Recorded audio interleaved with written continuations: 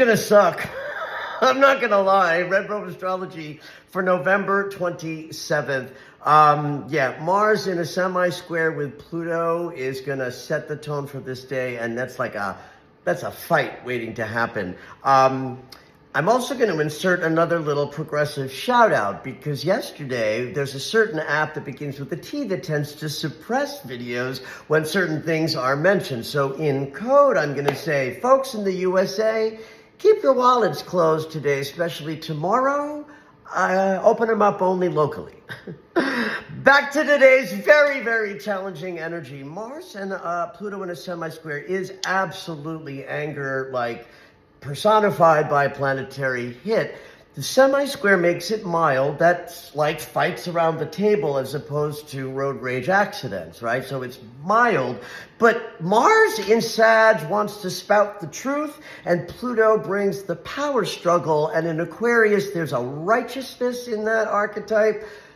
This is not a comfortable single planetary aspect to have on a day where, at least in the United States, families are gathering everywhere.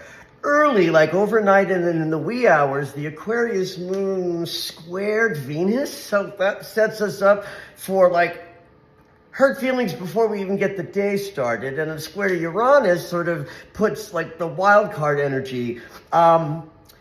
The Mars dust-up happens very early in the day, around 8 a.m. Pacific time, and then the moon will switch signs after a brief void from 9:52 to 11:23. Those hours are good for the planning and prep behind the scenes.